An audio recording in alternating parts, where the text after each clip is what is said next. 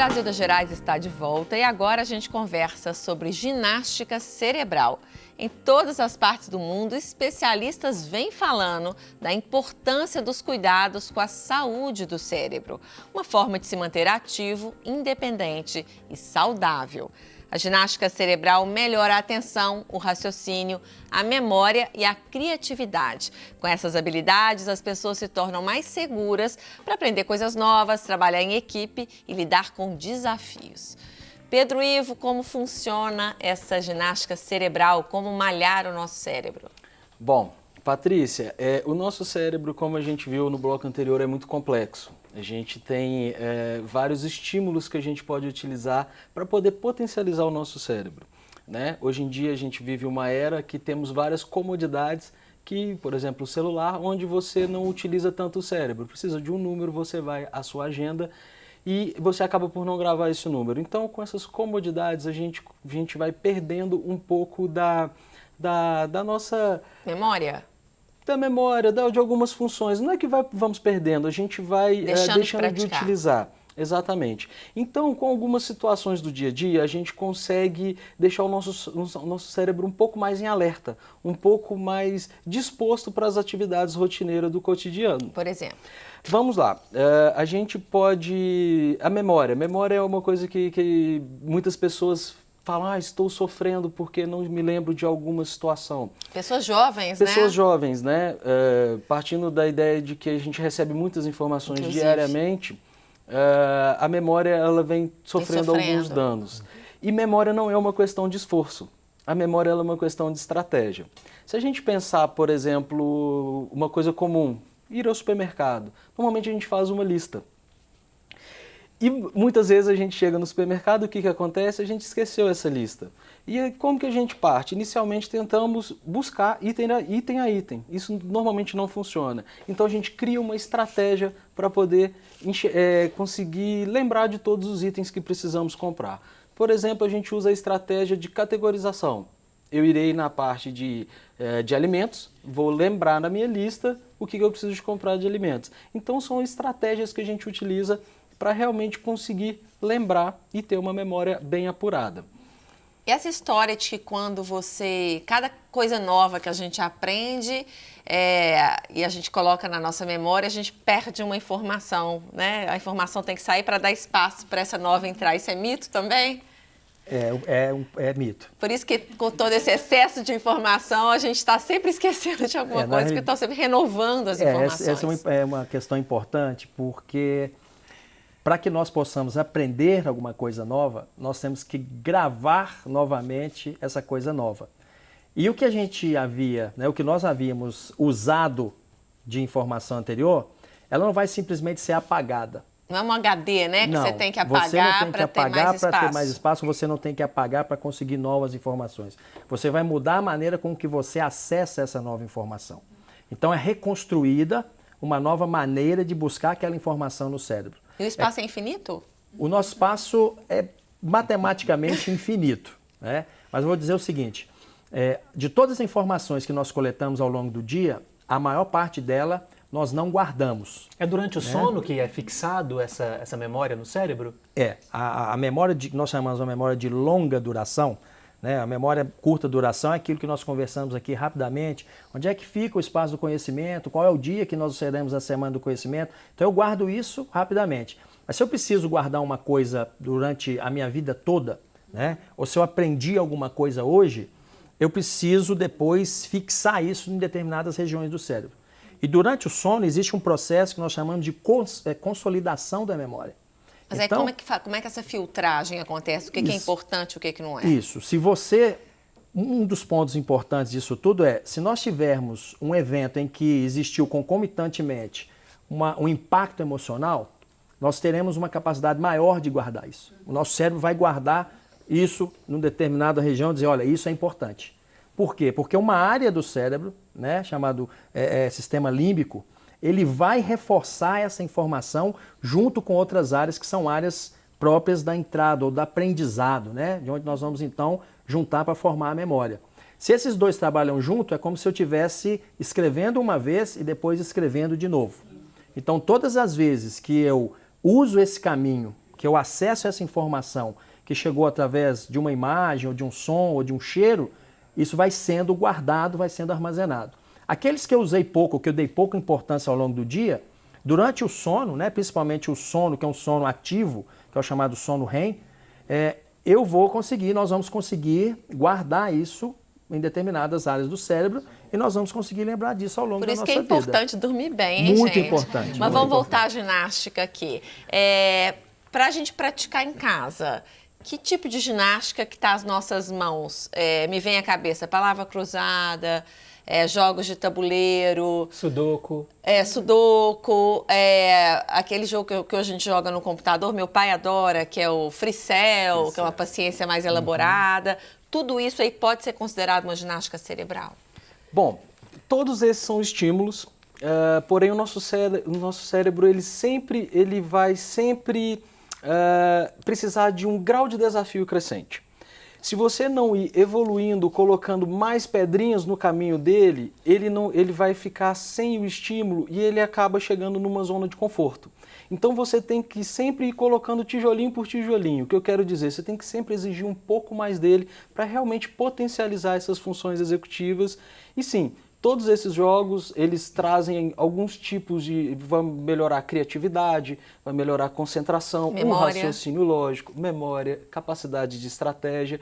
E isso pode ser, você pode levar isso para um ambiente de trabalho, onde você vai ter um melhor desempenho. Você pode pensar numa pessoa que já parou de trabalhar, que ela vai ter uma qualidade de vida melhor. Está sempre lendo também, né? Com o cérebro em atividade, né? A gente ouve falar que é muito importante. E o legal é que o nosso cérebro, por exemplo, você ficou fazendo sudoku, aí chega um momento que você fala assim, agora eu tô achando que não tá tão legal. Se você muda de atividade, o seu cérebro ele cansou do sudoku, mas você pode fazer uma outra atividade. Então é bom revezar. É interessante revezar, sem dúvida. E o Dirceu, nosso cinegrafista, falou do cubo mágico aqui no intervalo do programa. É um desafio interessante que realmente a gente malha o cérebro com ele? Sim. Quando você prende a atenção na ferramenta para você conseguir executar a tarefa, esse é o momento que o seu cérebro ele vai estar fortalecendo as conexões neurais, que a gente chama de sinapses. Então, você vai ter atenção, o seu cérebro quer realizar aquele desafio. E quando ele realiza, ele acredita, e isso a gente consegue comprovar no dia a dia, que se ele precisar de repetir aquele mesmo desafio, o esforço mental dele é menor. Vai ficando cada vez mais fácil. Cada vez mais fácil. E no começo a gente sempre pensa em desistir, né? Fala, não, isso não é pra mim, não. E aí tem que ter a resiliência de buscar... Persistentes, né, Dirceu? Igual o Dirceu comentou. Todo dia em casa, vai lá, faz um pouquinho. No ônibus, né? E é sempre buscar um estímulo diferente para poder ter realmente os benefícios que o nosso cérebro propõe. E os jogos eletrônicos tão falados hoje em dia, a gente que é pai e mãe fica sem saber se faz bem, se faz mal. Para a ginástica cerebral, o que vocês acham? Olha, nós trabalhamos com jogos, né, na ginástica para o cérebro. Tudo em excesso faz mal. A gente tem uma quantidade de crianças que chegam para a gente com um TDAH, um déficit de atenção, e a gente indo a fundo, a gente percebe que não há um equilíbrio nas atividades. Algumas vezes fica muito no tablet, é o videogame, é a televisão. Provoca um vício mesmo, né? É um vício. E o interessante é que o nosso cérebro, a partir do momento que ele senta numa televisão, WhatsApp ou Facebook, que sejam as informações que não prendem a atenção dele, muitas vezes ele vai ficar na zona de conforto e a pessoa vai ficar ali satisfeita em estar na frente da televisão, porém muitas vezes não absorve o conteúdo. É comum uma pessoa assistindo televisão... E mexendo no telefone ao mesmo tempo. E quando chega uma outra pessoa que pergunta, o que aquela pessoa falou, a gente está olhando para a televisão, muitas vezes você olha e fala assim, nossa, eu não sei o que ela falou. Mas se você desligar a televisão, não, eu estou assistindo. Exatamente. Ótimo. Não é? A gente quer fazer tudo ao mesmo tempo nessa correria da nossa vida. Outra coisa que eu acho interessante a gente falar aqui, como que a ginástica cerebral pode ser usada para as crianças e jovens para melhorar o estudo? Quem está se preparando aí para o Enem ou para um concurso público? O que você recomenda? Legal. O que a gente faz na ginástica cerebral é condicionar o nosso cérebro. Tem situações do dia a dia, por exemplo, quando a gente pega um texto, acontece com todas as pessoas, você chega na metade e você fala assim, vixe, vou ter que começar de novo, porque eu já estou pensando em outra situação. Não prestei atenção no que eu estava lendo. Exatamente. Isso se a gente está em casa, numa biblioteca, tudo bem, você começa de novo, mas a partir do momento que você está fazendo uma prova, você está perdendo tempo. Sim. Então, a gente vai trabalhar no condicionamento do cérebro, utilizando o exemplo da prova, né, da gente não perder a concentração com com o ambiente. O foco, tem que ter foco. O foco, isso, trabalhar o foco. Né, de você ter ali... O seu cérebro está condicionado a realizar o que você se propõe. Por exemplo, pegando de novo a folha com o texto. Né? A partir do momento que ele vê o texto, ele vai saber que ele tem que absorver aquele conteúdo. Né? Então a gente consegue ir sempre melhorando a plasticidade. E com relação a crianças em escola, a gente consegue trabalhar a disciplina.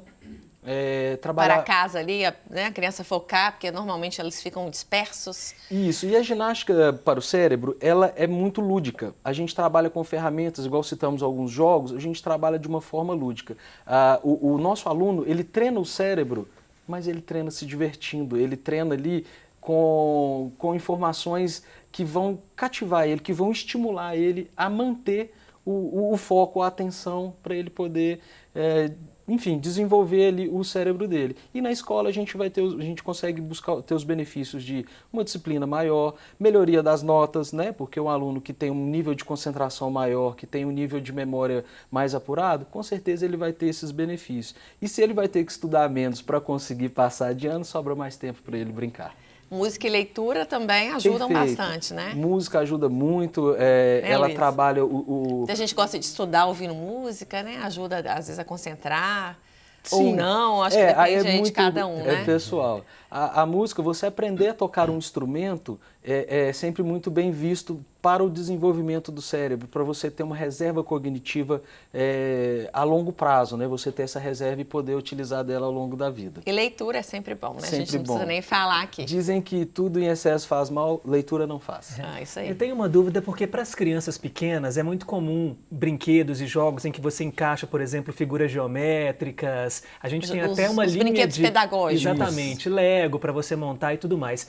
E como é que os idosos podem trabalhar assim o cérebro? Eu já vi falando que, por exemplo, atividades do dia a dia, se você é destro e escova os dentes com a mão direita, tenta escovar com a mão esquerda. Uma prevenção até para doenças como Alzheimer, né? Perfeito. Essa questão de você mudar a forma que você faz determinada situação habitual, a gente chama de neuróbica. Ela serve para ativar o nosso cérebro. Pegando o seu exemplo, né, escovar os dentes, né, eu sou destro, escovo com a mão direita. A partir do momento que eu começo a escovar com a mão esquerda, meu cérebro ele vai receber ele vai mandar uma informação. Opa, o que está acontecendo? É uma atividade habitual. Mas é desconfortável, não é, quando a gente tenta fazer isso? Porque... A princípio... Mas eu já tentei, assim, não durou muito, assim, esse intento. É desconfortável no início, Patrícia. Igual o cubo mágico, quando começa a gente quer desistir, mas quando você começa realmente a perceber, a dominar, o que vai acontecer nesse caso específico? O nosso cérebro, ele vai falar assim, opa, o que está acontecendo? Normalmente eu faço com a mão direita e estou fazendo com a mão esquerda. Ele entra em estado de atenção para entender essa diferença. E é nesse momento de atenção que, repito, a gente forma as nossas ligações, fortalecemos as nossas ligações entre os neurônios. E esse tipo de atividade para prevenção, por exemplo, de uma demência senil ou de uma própria doença mais grave como o Alzheimer, ajuda? Sim, você usou a palavra correta, é a prevenção. A ginástica para o cérebro, ela previne os primeiros sintomas de doenças degenerativas do cérebro. Uma demência, um Alzheimer, ajuda muito pelo fato do aluno ele estar na atividade cerebral normal, está tendo aquela atividade que muitas vezes em casa ou em qualquer outro ambiente ele já não teria mais, né? Não tem aquele tanto de encontro com os amigos, já fica um pouco mais recluso, né? Então, isso ajuda nesse desenvolvimento, sim. E no caso da doença já estabelecida, a ginástica cerebral ainda é importante, assim, que ela seja feita? Olha, quando você tem a questão da doença já estabelecida, depende do grau, né? Que tem pessoas que, por exemplo, utilizando o Alzheimer, tem pessoas que estão no nível ainda inicial, né, você consegue melhorar a qualidade de vida dessa pessoa. Até com uma fisioterapia voltada aí para o cognitivo também, sim, né? Sim, perfeito. Só que tem que ser sempre muito claro com relação, previne os primeiros sintomas, né, porque é uma doença muito séria e muitas vezes as pessoas percebem já num estado um pouco avançado. Mas sim, a ginástica para o cérebro, ela vai ajudar a melhorar a qualidade de vida dessas pessoas.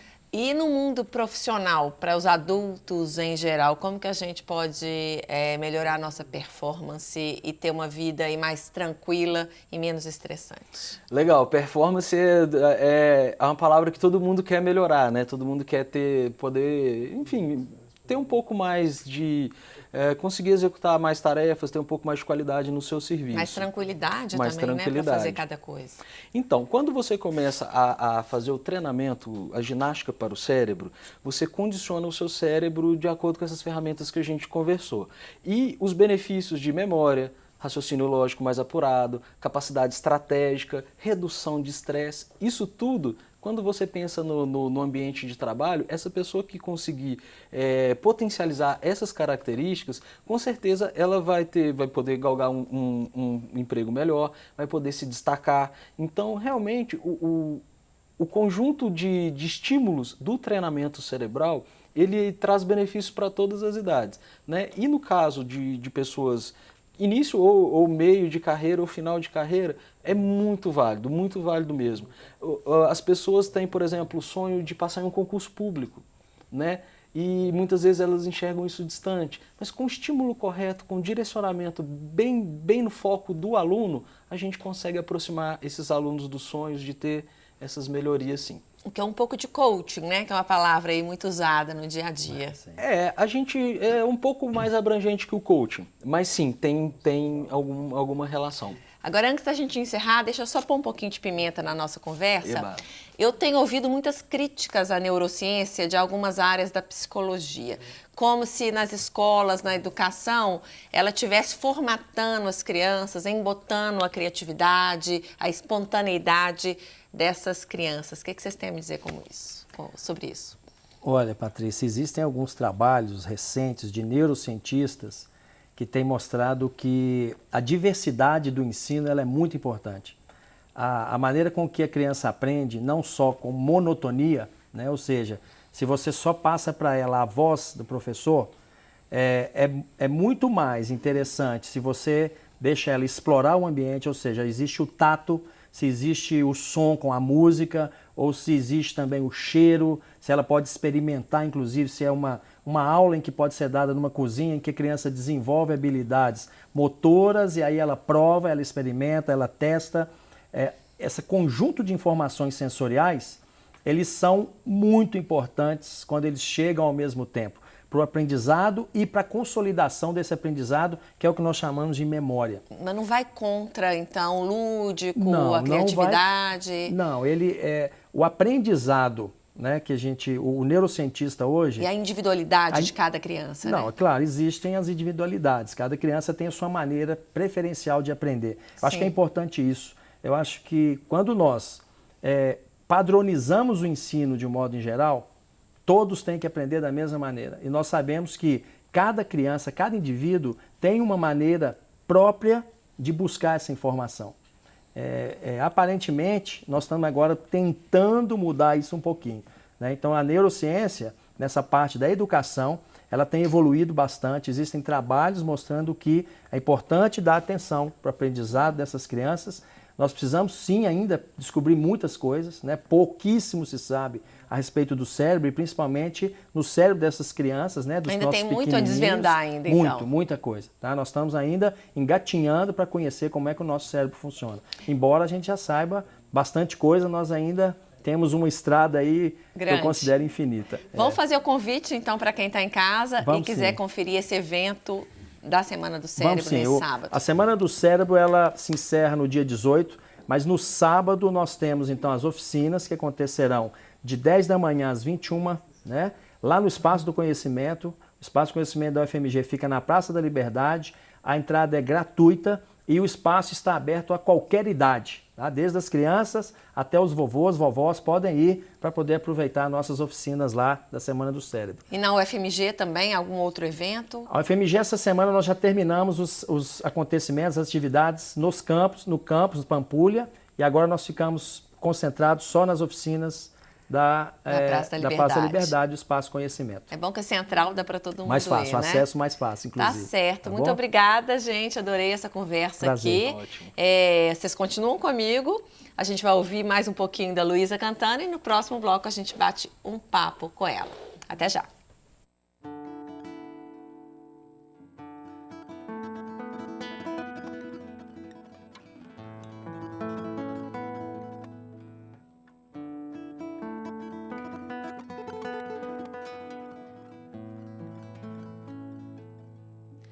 O destino é bicho louco, anda solto por aí.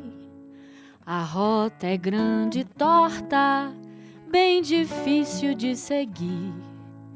E eu nem vejo aonde mora aquela paz pequena. E eu bem sinto a demora daquela pausa serena.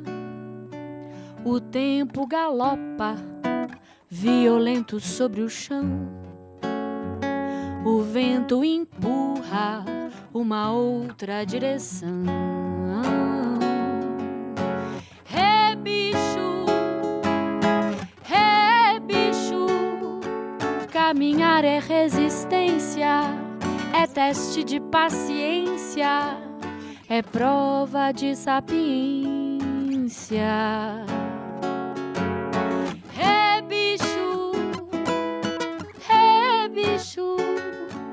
Caminhar é resistência, é teste de paciência, é prova de sapiência.